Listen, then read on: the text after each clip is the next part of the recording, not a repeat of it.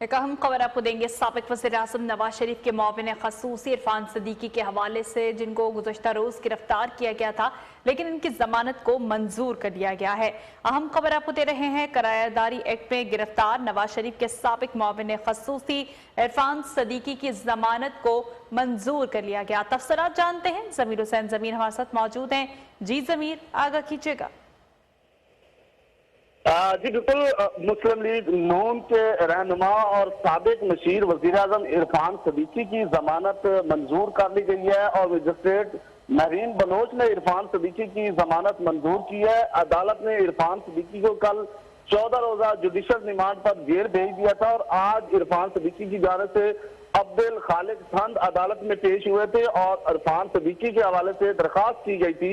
इरफान सिद्दीकी के वकला की टीम जो है वो उनकी जमानत मंजूर होने के बाद रोक कार लेकर अडयाला जेल रवाना हो चुकी है। और अगर इस केस की थोड़ा बैकग्राउंड देखा जाए तो ये इरफान सिद्दीकी साहब को किरायादारी एक्ट के तहत इस्लामाबाद से गिरफ्तार किया गया था और उसके बाद उनको हथकड़ियां लगाकर अदालत पेश किया गया था, जिसमें उनका 14 रोजा जुडिशल रिमांड पर उनको जेल भेज दिया गया था। और उसके बाद जो है वो काफी सियासी तौर पर भी चेर मुगैया की गई थी और उसके बाद वजीर आजम ने भी नोटिस लिया था और उसके बाद मशीर इत्तलात और नशरियात जो थी उन्होंने भी इस पर बात की थी और कहा था कि इसका नोटिस लिया गया है, देखा जाएगा कि इसके मामला क्या है। उसके बाद आज उनकी जमानत के हवाले से जो है वो कहा गया था और आज उनकी जमानत मंजूर कर ली गई है और जो वकला की टीम है वो रोक कार लेकर अडयाला जेल पहुंच रही है और अब उसके बाद उनकी रिहाई मुमकिन हो जाएगी। जी बहुत शुक्रिया ज़मीर हुसैन तफसीलात से आगाह करने के लिए।